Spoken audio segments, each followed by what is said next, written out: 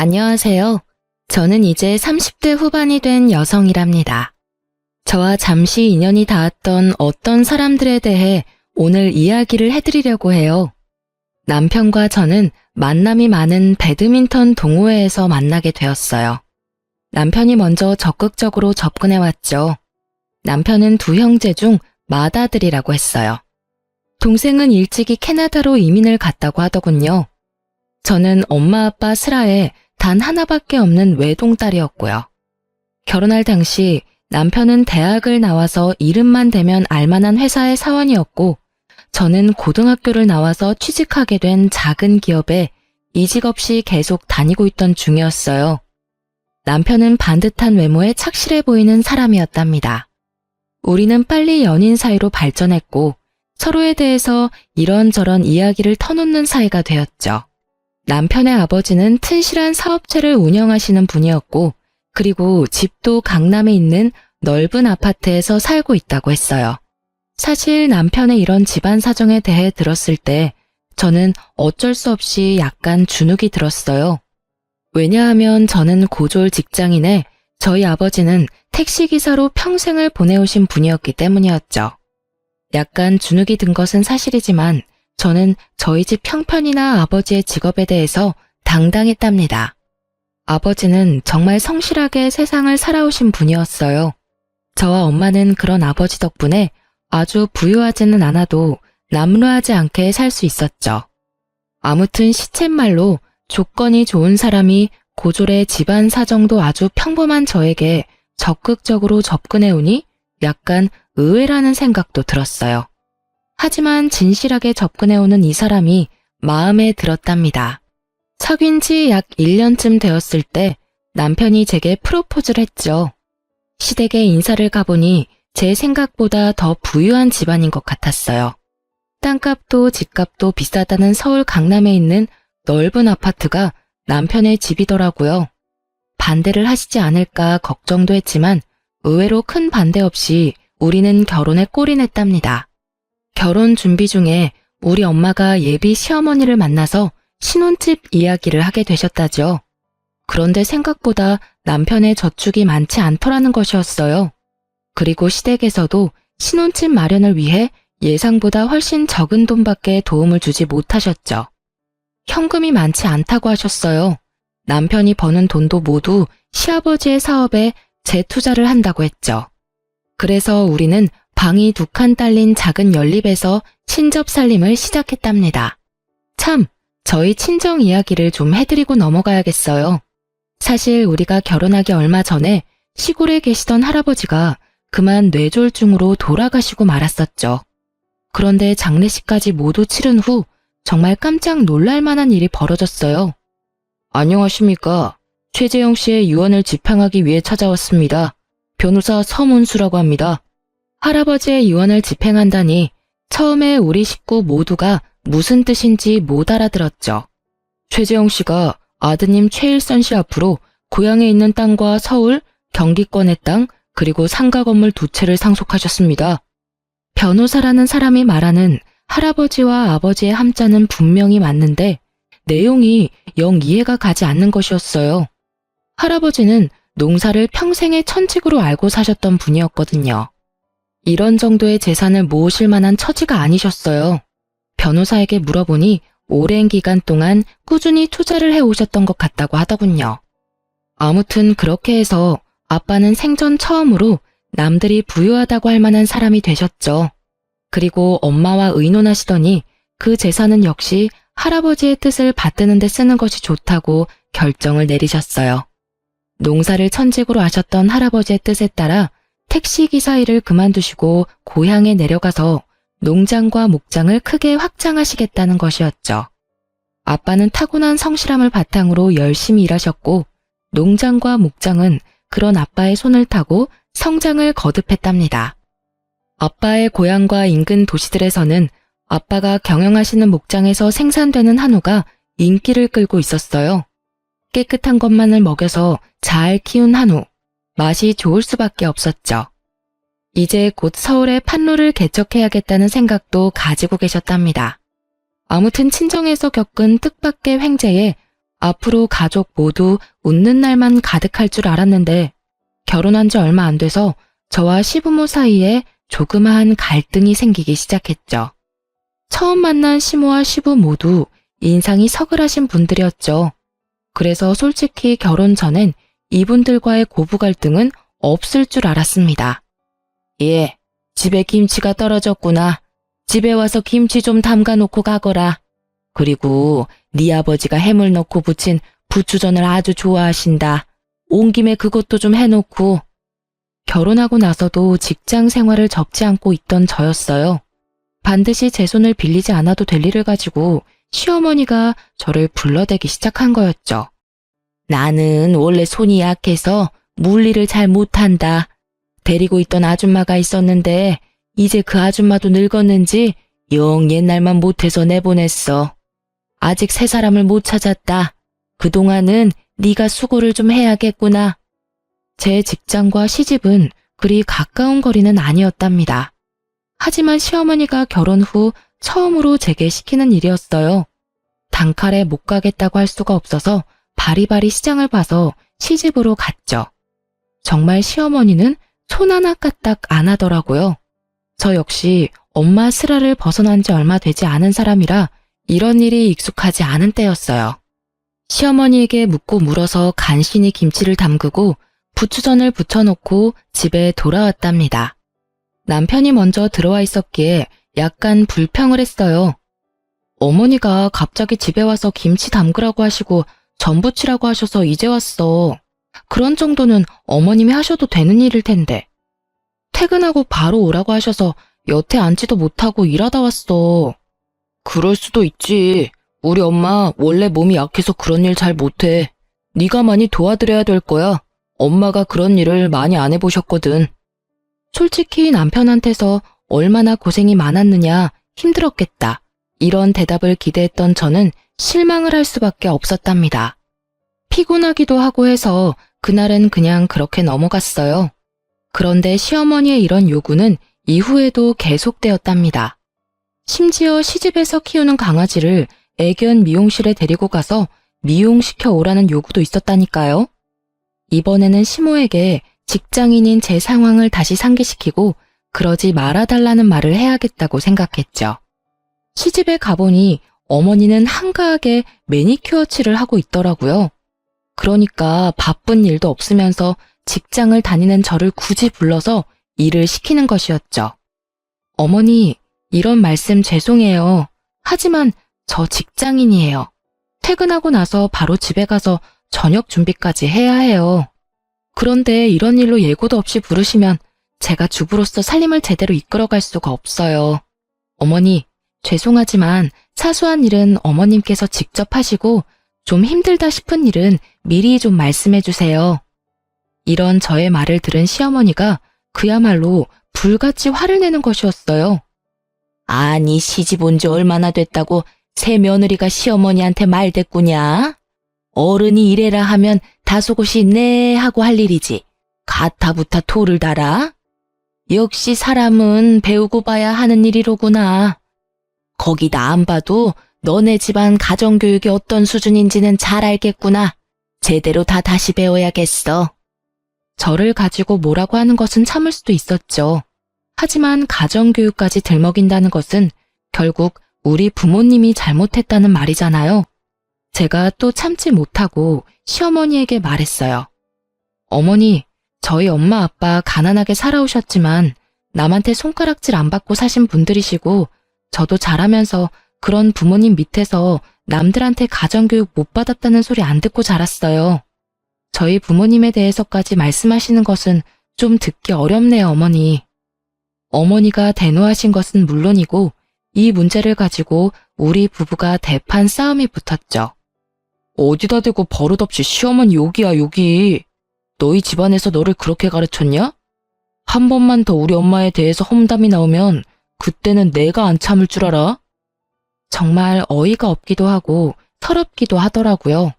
안 참으면 도대체 어떻게 하겠다는 건가요? 그날 밤 우리는 처음으로 큰 방과 작은 방에서 따로 잤답니다. 그리고 아침에 밥도 먹지 않고 각자 출근해버렸죠. 그리고 저녁에 퇴근을 해보니 남편이 이미 퇴근해 있더라고요. 자기 벌써 퇴근한 거야? 왜 이렇게 일찍 퇴근했어? 나 그 회사 그만둬버렸어. 내 능력에 비해서 월급을 적게 주는 것도 마음에 안 들고 사실 하는 일이 그다지 적성에 맞지도 않았어. 뭐? 그렇다고 인원도 없이 회사를 그만두면 어떻게 해? 우리 집 수입이 절반으로 줄어드는 일이잖아. 적금 크게 들어놓은 곳은 다 어떡하고? 남편은 이런 저의 타박에 귀찮다는 듯이 TV 볼륨을 키워버리더라고요. 사실 남편의 이런 말을 들었을 때는 좀 힘이 들어서 조퇴 정도 한 것이려니 생각을 했었죠. 그런데 다음날 아침이 되어 남편을 깨우니 짜증을 내는 것이었어요. 자기는 자는데 깨우는 것을 제일 싫어한다나요? 그러고는 정말로 출근을 안 하더라고요. 정말 황당하기 이를 데 없었죠. 결혼하고 나서 아직 첫 월급도 가져다 주기 전이었어요. 며칠을 그런 식으로 빈둥거리기에 제가 일을 찾아야 하지 않겠느냐고 잔소리를 시작했죠. 일을 찾기는 할 텐데 모바일 게임 쪽으로 좀 생각해 보려고. 그러다 보니 최신형 컴퓨터가 필요한데 말이야. 장인어른한테 컴퓨터 최신형으로 하나 사달라고 부탁 좀 드려봐. 저는 이 말을 듣고 정말 의아했어요.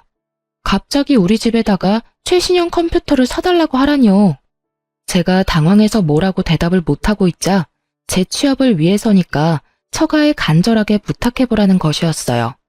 입이 떨어지지 않았지만 결국 친정에 전화를 걸어 상황을 설명하기 시작했어요. 저희 생활비가 달린 문제라고 생각하니 별 수 없더라고요. 결국 남편의 바람대로 친정아버지는 300만 원이 넘는 돈을 지원해 주셨죠. 다른 것도 아니고 일을 찾기 위해서라고 하니 이 아빠가 컴퓨터 사주마. 요즘은 그 뭐냐 집에서 하는 재택근무도 많다고 하니 너무 잔소리하지 말고. 이렇게 해서 최고 사양을 갖춘 컴퓨터가 우리 집에 오게 되었답니다. 뭐야? 일을 찾는다면서 게임만 하고 있잖아. 이게 벌써 며칠째야. 잠도 거의 안 자고 게임만 하는 게 일을 찾는 거야? 아이씨, 말 시키는 바람에 캐릭터가 죽었잖아. 나 컴퓨터 할 때 말 시키지 말라고. 알았어? 이후로 남편의 행동은 그야말로 반백수도 아니고 백수 그 자체였어요. 거의 밤을 새고 게임에 열중하고 아침에는 일어나지도 못했죠. 제가 조금 일찍 퇴근을 하는 날이면 그 시간까지 자고 있기도 했어요. 밤과 낮이 완전히 바뀐 생활을 하고 있었고 먹는 것도 컴퓨터 책상까지 갖다 바쳐야 먹더군요. 남편은 이런 식으로 한 계절을 다 보내고 있었어요. 늦가을, 이제 조금 있으면 또 한 해가 가겠죠. 이제는 아이 가질 생각도 해야 할 텐데 남편은 마치 오늘만 살고 내일은 안 살 사람처럼 행동하더군요. 그러던 중 시집에서 또 전화가 걸려왔죠. 가뜩이나 남편 때문에 짜증이 나 있던 저는 정말 전화를 받기가 싫더라고요. 보나마나 또 뭔가 자신이 직접 할 수 있는 일을 저에게 시키려는 시어머니의 전화가 거의 틀림없었으니까요. 그치만 어른이 부르시니 시댁으로 가보았죠. 예, 이번에는 김장을 좀 많이 담가야겠다. 네 시아버지 사업 때문에 손님도 많이 오실 테고 지난 해에는 내가 친척 집에서 많이 얻어다 먹어서 이번에는 좀 갚아줘야 한다. 100포기만 담가라. 어머니, 설마 김장 100포기를 저 혼자 하라는 말씀은 아니시죠? 친척분들 중에서 도와주실 분이라도 오시나요? 김장 100포기가 뭐 그리 대단한 일이라고 도와줄 사람까지 찾고 그러니? 옛날에는 200포기, 300포기도 담고 그랬다. 어른 말에 또 토달지 말고 재료 주문은 내가 다 해두었으니 오는 대로 100포기 담가 놓고 가거라. 저는 제가 집에서 살림만 하는 입장도 아니고 설사 살림만 하는 사람이라도 혼자 김장 100포기를 한다는 것은 불가능하다고 시어머니에게 분명히 말했어요. 어머니, 급하게 인력회사에 전화해서 도와주실 분이라도 구할게요. 그것도 한 분만 불러서는 안 될 것 같아요. 적어도 세 사람은 있어야 될 것 같아요. 옛날 200포기, 300포기는 마을에서 돌아가면서 품앗이를 한 거잖아요. 지금은 그럴 일도 없고요. 제가 사람 부를게요, 어머니. 시어머니가 또 그 기분 나쁜 가정교육 타령까지 포함해서 저에게 쓴소리를 했죠. 저는 결국 제 뜻대로 인터넷에서 근처 인력회사를 검색해서 급히 도와줄 사람을 2사람 불렀답니다. 3사람이 했는데도 김장 100포기는 장난이 아니었어요. 김장을 다해 김치통에 담을 때까지도 시어머니는 소파에 앉아서 말로만 김장을 담그더라고요. 이래라 저래라 하면서 결코 움직이지는 않는 거였죠. 김장 100포기를 다 하고 일어서려니 아이고 소리가 저절로 나오더군요. 이걸 혼자 하라고요? 3박 4일 동안 해도 모자랄 일이었어요. 저는 어느새 새하얀 웨딩드레스를 입고 행복한 첫 발을 디디던 새 신부였던 저와 지금의 저를 비교하고 있었어요. 남편, 시어머니 모두에 대해서도 정말 그때는 상상할 수 없었던 일들이 벌어지고 있는 것이었죠. 팔, 다리, 어깨, 허리 안 아픈 곳 없는 상태에서 전철을 타고 집으로 가는 길. 어쩌다 주머니에 손을 넣어보니 인력회사의 용역비를 카드로 긁고 받은 꾸깃한 영수증이 손끝에 잡히더라고요. 그냥 종이 한 장일 뿐인데 그걸 보니 마치 제 결혼 생활이 이렇게 꼬깃꼬깃해지는 것 같다는 생각이 들더군요. 사람들이 보지 않도록 창 쪽으로 얼굴을 바싹 기댔어요. 눈물이 몇 방울 흘러 바닥으로 떨어졌죠. 시간은 오밤중, 전철 안에 사람도 거의 없었어요. 안고 싶었지만 눈물이 남들에게 보일까 봐서 굳이 서서 울었답니다. 그리고 집에 돌아와 보니 한참 남편이 활동할 밤 시간이었어요. 컴퓨터 게임을 하는 시끄러운 소리가 온 집안에 진동을 하고 있더군요. 저는 들어서자마자 손에 잡히는 대로 베개를 집어서 남편에게 던져버렸어요. 아씨, 이게 무슨 짓이야? 어디서 늦게 들어와선 행패야 행패가. 나 컴퓨터 할 때 방해하지 말랬잖아. 저는 남편의 등을 아주 펑펑 두드려 패주었어요. 그리고 울면서 말했죠. 이러려고 나하고 결혼했니? 이렇게 백수로 게임이나 하고 놀고 싶어서 나더러 너 먹여 살리라는 얘기였어? 그리고 너네 집 식모살이 하라는 얘기였냐고. 미쳤어? 갑자기 또 왜 이래?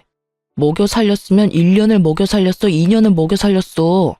고작 몇 개월 일 개발하겠다는 사람한테 이게 무슨 짓이야? 개발 같은 소리 하지 말라고 하고는 다른 방으로 들어가서 문을 쾅 닫아버렸어요. 그리고 지하철을 타고 오면서 조금씩만 울었던 울음을 다 울었죠. 엄마 아빠가 너무나 보고 싶고 저를 눈에 넣어도 안 아플 듯 귀여워해 주시던 할아버지도 너무 보고 싶었어요. 이렇게 제 결혼 생활이 엉망진창으로 꼬여가던 중에 그래도 제게 기쁜 일이 하나 생겼답니다.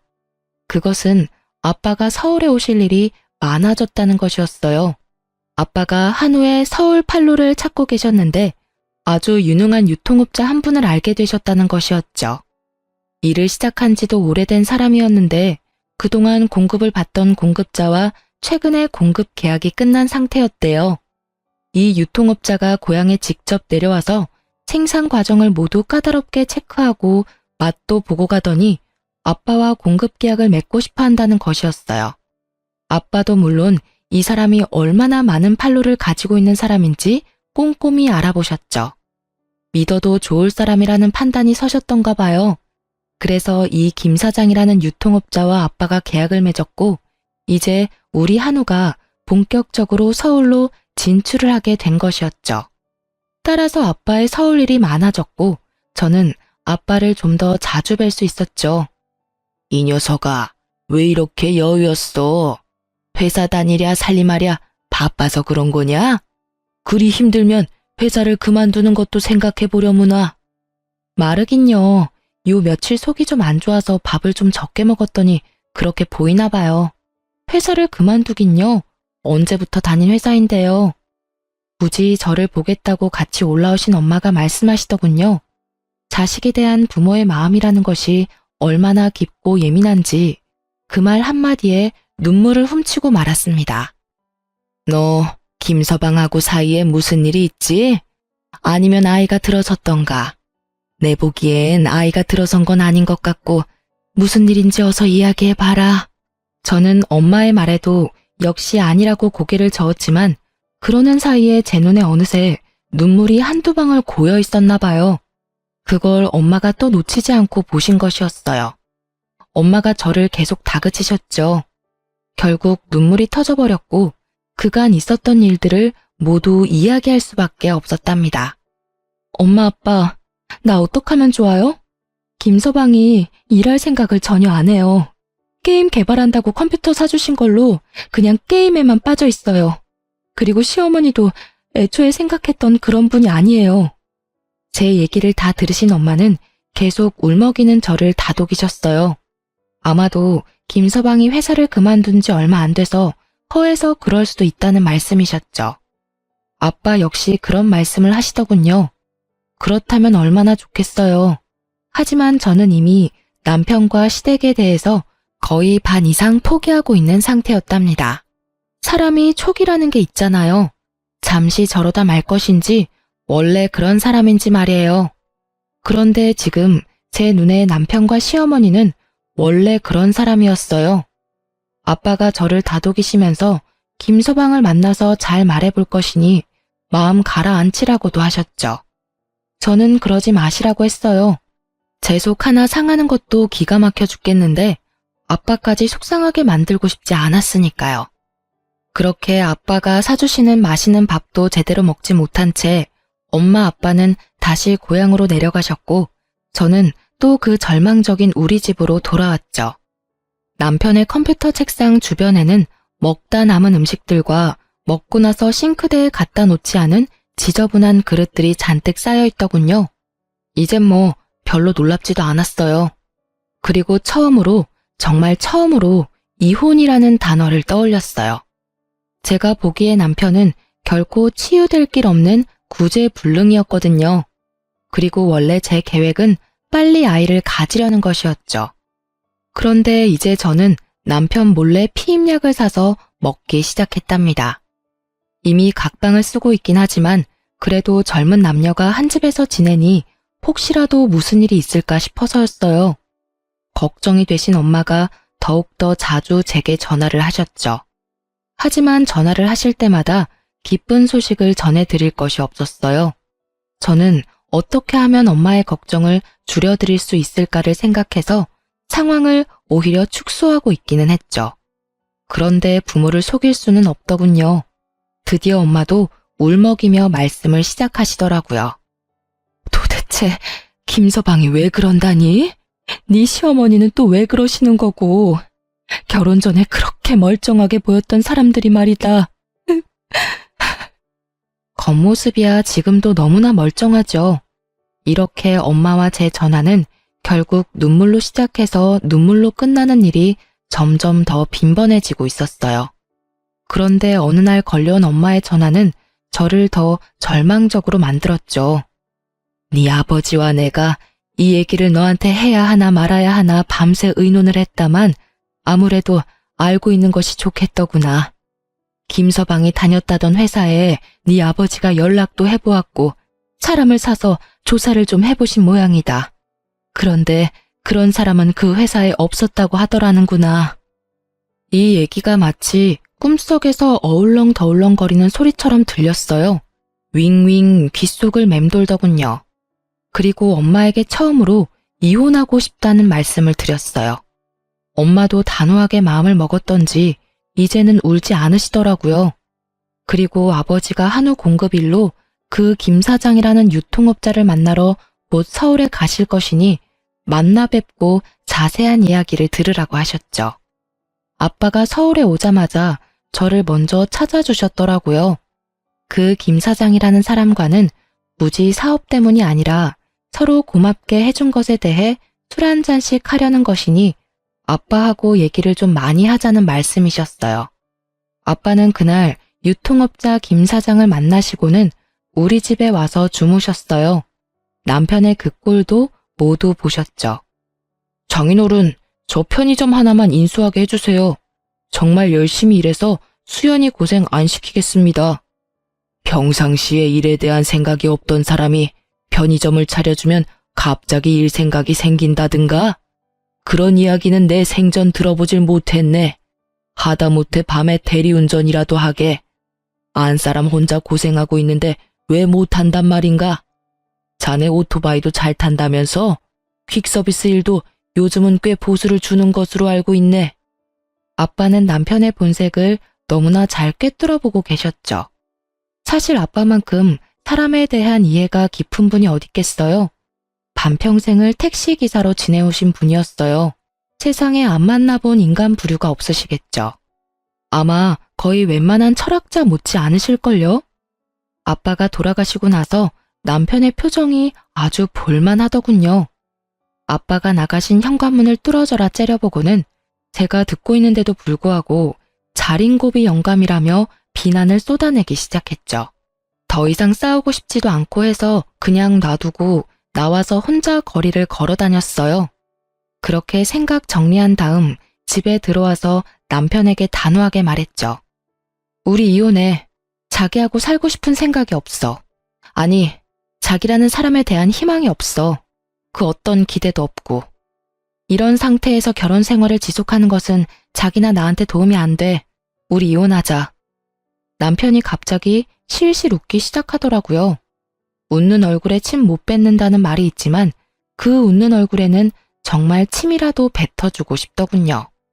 감정이 앞서는 걸 간신히 참고 조용히 남편의 대답을 기다렸어요. 이혼? 내가 왜 이혼을 해? 내가 뭘 그렇게 크게 잘못했는데?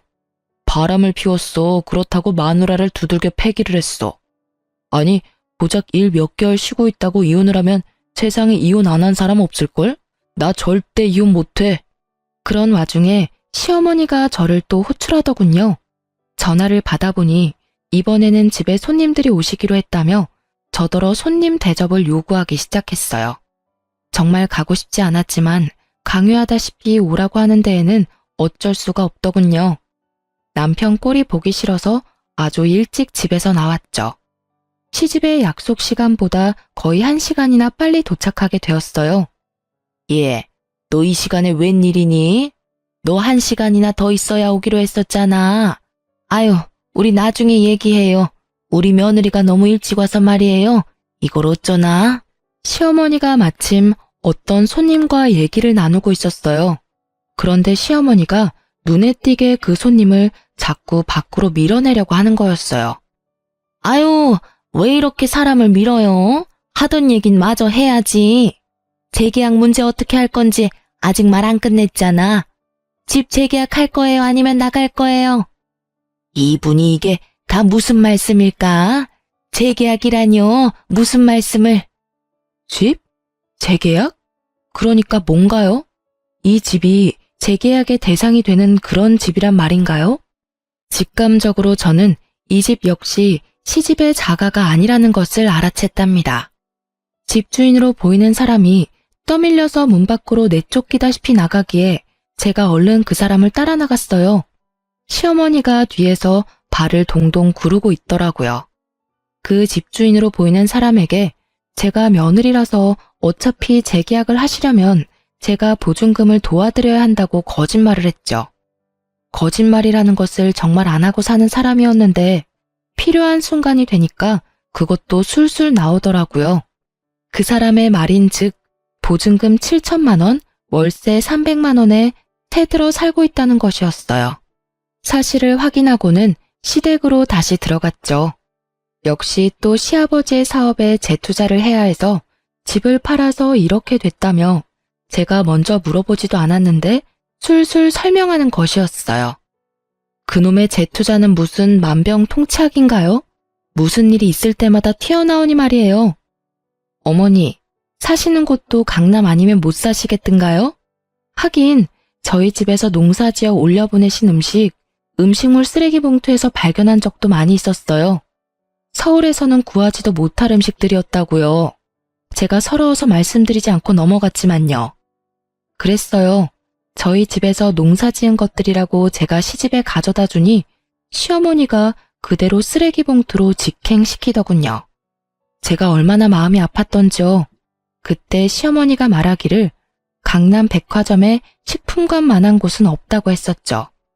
어머니, 훨씬 더 많은 사람들이 다른 곳에서 건강하게 살고 있어요. 도대체 한 달에 300만 원씩이나 월세를 주면서 강남에 사셔야 하는 이유가 뭔가요? 다른 곳에 가셔서 건강하게 사는 사람들하고 어울려 보세요. 서울 변두리나 경기권에 가면 정말 하루하루 성실하게 벌어서 착실하게 저축해 자기 집 마련하는 사람들이 얼마나 많은데요. 당장 집 빼서 이사하시고 마음 편하게 사세요. 그게 대다수 사람들이 사는 방식이에요. 아시겠어요? 아유, 싫다 얘. 우리는 여기 아니면 못 살아. 다른 데는 다 구질구질하다. 여기가 명실공히 대한민국에서 제일 살기 좋은 곳이야. 지나다니는 사람들을 봐라. 때깔이 다르지 않니? 너도 여기서 몇 개월만 살아봐. 그 촌스러운 때깔이 확 벗겨질 거다. 정말 이놈의 시집은 구제불능이었어요. 어떻게 이렇게 제대로 속아 넘어갈 수가 있었을까요? 저는 이제 바로 저라는 사람을 마음속에서 실컷 때려주고 있었답니다. 지질이 병신, 어떻게 이렇게 속아 넘어갈 수가 있어? 도대체 어떻게 그렇게 사람을 모를 수가 있어? 할 수 있는 모든 자책의 소리들이 제 마음속을 다 거쳐갔어요. 그리고 집에 들어와서는 그 사실을 알게 된 것조차 남편에게 말할 필요도 없다고 생각했고 그냥 방구석에서 옷도 갈아입지 않은 채로 구겨져 잠이 들고 말았죠. 남편은 여전히 이혼을 거부하고 있었고 저는 아름아름 변호사 사무실을 찾아다니고 있을 즈음이었어요. 아빠가 서울에 오셨더라고요. 아빠가 서울에 오시는 일은 김 사장님을 만나러 오시는 일이 대부분이었죠. 그런데 아빠가 집으로 오지 않으시고 밖에서 만나자고 하시더군요. 어차피 김 사장하고 약속이 있어서 왔으니 우리 딸 맛있는 거 사주려고 하신다고요. 나가보니 어떤 일식집의 방이었어요. 제가 들어가니 그 김 사장님이라는 분이 아직 계셨어요. 제가 일을 방해했나 싶어서 얼른 다시 나오려 했죠. 아이고, 나갈 곳 없어요. 따님, 아버님하고 얘기 다 끝났어요. 듣던 대로 아주 참하게 생겼네요. 그럼 저는 이만 물러갈 테니 부녀간의 얘기 많이 나누세요. 아, 그리고 참, 우리 형님 얘기는 그냥 귀에서 흘려버리세요. 말씀을 드려놓고도 참 부끄럽네요. 부끄러우실 게 뭐가 있어요. 사장님이 그런 힘든 일까지 다 짊어지고 계시다니 참 대단하시네요. 혹시라도 제가 도울 일이 있으면 말씀 주세요. 어떻게든 도울 테니까요. 제가 안녕히 가시라고 인사를 하고 아빠 맞은편에 앉아서 형님 얘기가 무슨 얘기냐고 물었어요. 아빠가 말씀하시기를 김 사장님한테 형님이 한 분 계시는데 그야말로 온 집안과 온 세상에 소문난 분이라는 것이었어요. 있지도 않은 사업체 사장을 사칭하면서 특허증을 위조해서 투자자를 유치하기도 하고 일평생을 그런 식으로 세상을 산다는 거야. 그걸 김 사장이 다 수습하고 다닌다는구나. 집안이 다 그 모양이고 둘째 아들놈 하나만 멀쩡하대. 둘째 아들이 아주 가족을 떠나서 이민을 가버렸다지. 아유, 왜 어떤 사람들은 자신의 가장 가까운 사람들에게 피해를 입히면서 살아갈까요? 하긴 제 남편만 해도 마찬가지였죠. 가장 가까운 사이인 저를 가장 힘들게 하는 사람이었으니까요. 아빠가 사주는 맛있는 밥을 먹고 우리 부녀는 커피 전문점에 가서 커피도 같이 마셨어요. 아빠와 따뜻한 시간을 보내다 보니 어느새 시름도 많이 잊혀지더군요. 그렇게 아빠가 고향으로 다시 내려가시고 저는 다시 괴로운 일상으로 돌아와 있었어요. 처음엔 생각만 해도 너무나 마음이 따스했던 우리 신혼집이 지금은 정말 제일 가기 싫은 곳이 되어 있었죠. 하지만 제가 굳이 갈 데가 어디 있겠어요? 집으로 들어가서 하루를 또 자는 것 같지 않게 자고는 아침에 출근을 했어요. 그렇게 일상적인 나날이 몇 주 더 흘러가고 있었죠. 그러다가 아빠의 전화를 받게 되었어요. 반가워서 나오라고 하시는 곳으로 얼른 갔죠. 아빠의 표정이 묘하더라고요.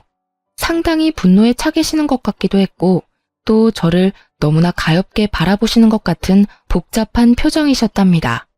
아빠, 왜 그러세요? 무슨 일이 있으세요? 아니면 어디 편찮으세요? 우리 아빠가 그렇게 당황하시고 화가 나 계신 모습은 태어나서 처음 뵙는 모습이었어요. 아빠가 잠시 침착함을 되찾으시기 위해 시간이 필요하신 것 같더군요. 그래서 무슨 일인지는 모르지만 저는 잠시 아무 말 없이 그냥 기다려드렸어요. 내가 여기 이 레스토랑에 왜 왔는지 아니? 다른 아닌 김 사장하고 약속이 있어서 왔단다. 그런데 김 사장이 아니라 그 형님이 김 사장에게 점심을 사겠다고 했다는 거야. 갑자기 돈이 생겼다면서. 이 고급 레스토랑을 택하더라는구나. 저는 갑자기 침이 꿀꺽 넘어갔답니다. 다음 말이 기다려질 때 일어나는 현상이겠죠. 그런데 재밌어서가 아니라 뭔가 저와 관련된 일이라는 쎄한 느낌이 들었거든요. 그 김 사장이 그 형님이란 사람에게 사업을 하면서 신세를 지는 사람이 많이 있는데 마침 서울에 와 있는 것 같으니 합석을 하면 될지를 물었다네요. 그러자 형님이 흔쾌히 허락하더라는 것이었죠. 그래서 아빠한테 연락을 했고 아빠가 감사하게 초대에 응하셨다는 것이었어요. 그리고 다음에 일어난 일에 대한 아빠의 자세한 이야기를 듣고는 정말 저는 몸이 휘청하는 것을 느꼈답니다. 김 사장님, 초대해 주셔서 감사합니다. 형님께 폐가 되는 건 아니겠죠? 오면서도 걱정이 됐습니다. 별 말씀을요. 제 사업을 도와주시는 분이라고 하니까 형님이 진작 모셨어야 하는 분 아니냐고 하시던걸요. 그렇게 김 사장님과 아빠 사이에 몇 마디가 지나고 나자 그 형님이라는 분이 약속 장소로 들어섰다죠. 제 형님이십니다. 형님, 이쪽이 제가 말씀드린 그분이에요. 제가 정말 도움을 많이 받고 있습니다. 아니, 이게 어떻게... 사돈 어른이... 아니, 사돈이 김 사장님 형님이셨다고요? 이게 도대체 어떻게 된 일입니까? 두 분이 사돈간이셨어요? 해식이 장인어른이시라고요, 이분이? 제 딸의 시아버님이 분명히 맞습니다. 그러니까 제 사위의 아버지가 되시겠지요. 저 손님을 초대해놓고 죄송하지만 저 화장실 좀 먼저 다녀오겠습니다. 그럼 잠시만.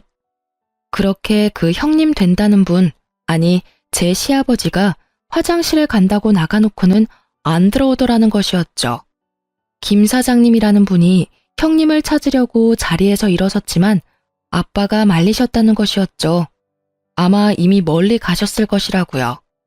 어떻게 이런 일이 생길 수 있는지 곰곰이 생각해봤는데 김 사장님이 마침 유행성 질병에 걸려 조카의 결혼식에 참석할 수가 없었다고 말했대요. 그래서 사돈의 얼굴도 몰랐기에 이런 황당한 일이 벌어진 거죠. 더 이상 놀랄 것도 없다고 생각했었는데 아빠가 겪으셨을 그 황당함을 생각하니 눈물이 솟구치더라고요. 아빠가 저를 다독이셨지만 저는 오랫동안 눈물을 그칠 수 없었어요. 나중에 안 일이지만 돈이 생겼으니 점심을 사겠다고 했던 그 돈도 김 사장님이 수습을 하고 다녀서 신용도가 조금 올라가니까 또 대출을 최대한으로 받은 돈이라는 것이었죠. 제가 진정이 좀 된 다음 아빠와 저는 어쩌면 이 사태의 마지막을 장식할 수 있을 만한 한 가지의 계획을 마련했답니다. 집에 가서 남편에게 말했지요. 아빠가 상속에 관해서 하실 말씀 있으시대. 지난번 왜 편의점 얘기도 했었잖아. 그것하고도 관련이 있는 것 같아. 집에 같이 내려오래. 그러면 그렇지. 딸 자식하고 같이 사는 사람을 이렇게 푸대접 하셔서야 쓰나.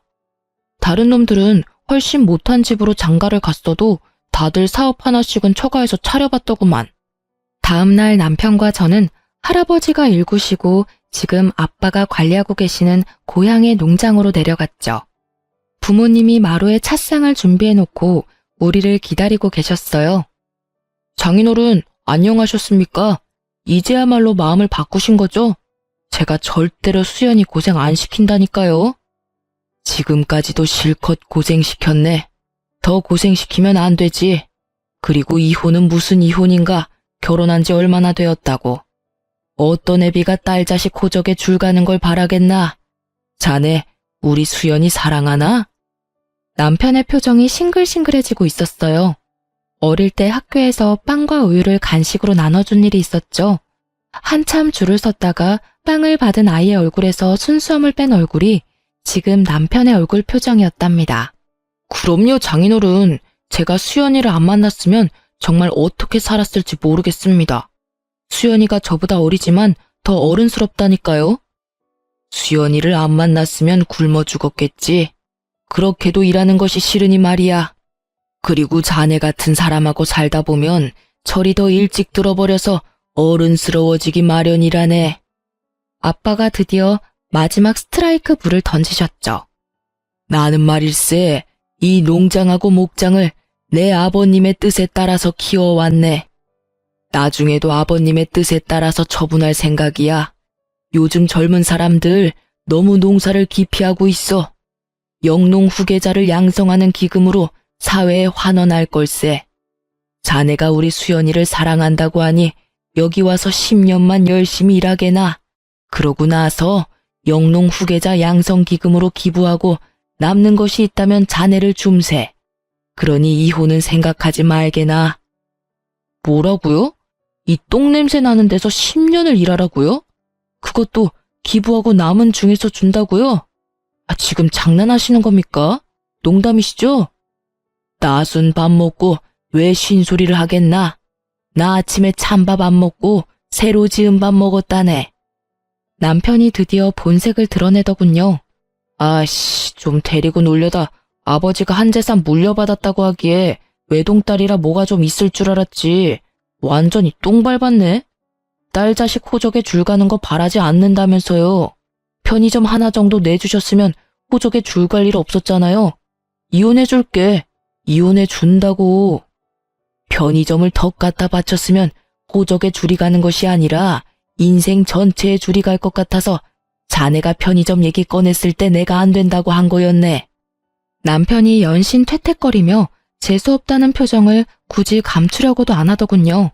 경력이 있으면 회사를 알아보라고나 할 테지만 경력도 사칭이었고 도대체 자기네 집하고 자기한테 정말인 건 뭐야? 키운다는 강아지는 정말 강아지 맞아? 뭐 늑대 새끼나 그런 거 아니고?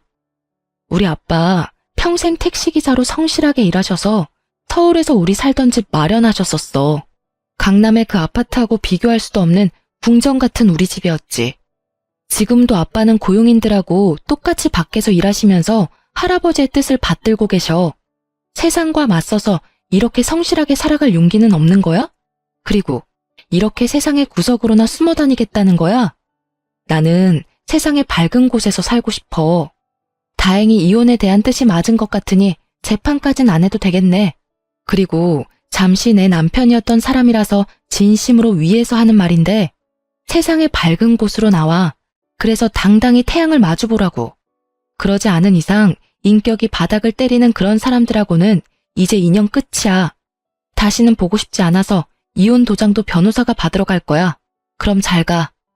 저는 이렇게 남편과 재판 없이 이혼했답니다. 그리고 직장을 그만두고 아빠, 엄마가 계신 이곳에서 열심히 일하며 살고 있어요. 아마도 그 사람들이 더 길게 저를 속였을 수도 있었을 테죠. 하지만 저는 이렇게 빨리 그런 인간들의 정체를 알 수 있게 된 것이 돌아가신 할아버지가 이 손녀에게 주신 선물이라고 생각하고 있답니다. 고향에 온 지도 어느새 1년이 넘었네요. 아빠가 조심스럽게 제게 말씀을 꺼내셨어요.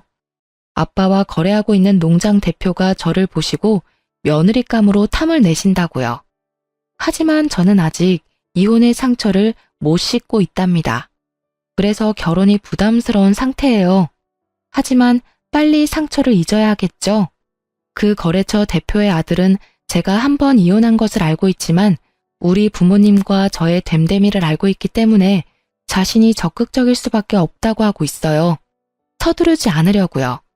그래서 언젠가 사람으로 다친 상처를 어느 정도 치유하는 날 새 출발을 하려고 생각하고 있답니다.